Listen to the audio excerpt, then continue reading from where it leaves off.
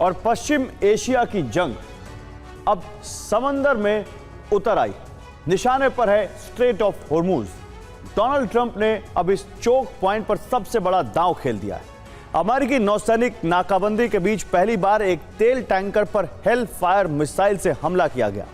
मकसद साफ है, ईरान की तेल सप्लाई और समुद्री कारोबार को तहस नहस कर देना।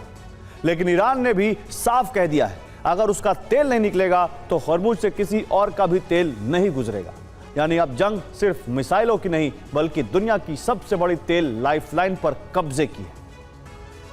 ईरानी संसद के अध्यक्ष मोहम्मद बाकिर कालीबाफ ने साफ कहा है कि आज हमारी राष्ट्रीय सुरक्षा इसी बात में है कि हॉर्मूज स्ट्रेट पर ईरानी व्यवस्था कायम रहे। हम ना तो बातचीत से बच रहे हैं और ना ही युद्ध से डरते हैं, लेकिन ईरान को किसी समझौते से लाभ नहीं मिलता तो हमारे पास उसका पालन करने का कोई कारण नहीं है। और इस वक्त फारस की खाड़ी, ओमान की खाड़ी और स्ट्रेट ऑफ हॉर्मूज में क्या चल रहा है और अमेरिका ने यहाँ किस तरह नाकाबंदी की, अब ये समझिए। स्ट्रेट ऑफ हॉर्मूज इस वक्त दुनिया का सबसे बड़ा चोक पॉइंट बना हुआ है और अब इस रास्ते पर अमेरिका और ईरान दोनों ने अपनी अपनी तरह से नौसैनिक नाकेबंदी लागू कर दी है। खर्ग द्वीप ईरान का सबसे बड़ा तेल निर्यात केंद्र है, इसलिए अमेरिकी निगरानी का सबसे बड़ा फोकस भी अब यही इलाका बन गया है। अमेरिका ईरान के खर्ग द्वीप को बिल्कुल आइसोलेट करके ईरान पर बड़ा दबाव डालना चाहता है। इसलिए 14 जुलाई से ईरानी बंदरगाहों की ओर आने जाने वाले हर जहाज की निगरानी शुरू कर दी गई है।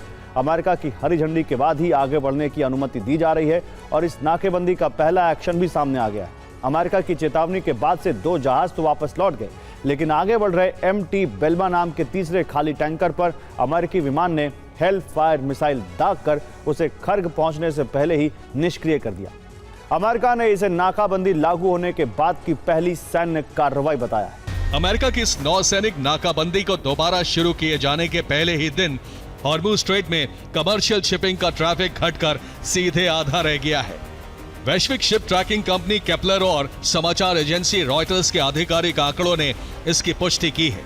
नए आंकड़ों के मुताबिक हॉर्मूज से गुजरने वाले जहाजों की संख्या 24 घंटे के भीतर 13 से घटकर केवल 7 रह गई है। सबसे बुरा असर GCC यानी गल्फ कोऑपरेशन काउंसिल के 6 सदस्य देशों पर पड़ रहा है।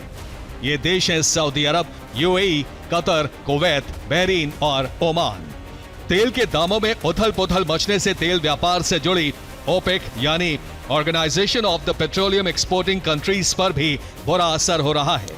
ये देश हैं अल्जीरिया, कांगो गणराज्य, Iran, Iraq, Kuwait, Libya, Nigeria, Saudi Arab, UAE और वेनेजुएला। अब देखिए कैसे ट्रंप ने ईरान की नाकाबंदी करके उसका गला घोटने की तैयारी कर ली है। अमेरिकी रणनीति का मकसद सिर्फ जहाज रोकना नहीं, बल्कि ईरान के तेल निर्यात को पूरी तरह रोक देना है। अगर तेल बाहर नहीं जाएगा तो सबसे बड़ा झटका ईरान की अर्थव्यवस्था को लगेगा। अगर नाकाबंदी लंबे समय तक जारी रहती है तो तेल निर्यात रुकने से भंडारण पर दबाव बढ़ता जाएगा। ईरान के तेल भंडार ओवरफ्लो होने लगेंगे, यानी तेल निकलेगा नहीं और टर्मिनलों पर जमा होता जाएगा। अगर स्ट्रेट ऑफ हॉर्मूज में यही स्थिति बनी रही तो असर सिर्फ ईरान तक सीमित नहीं रहेगा,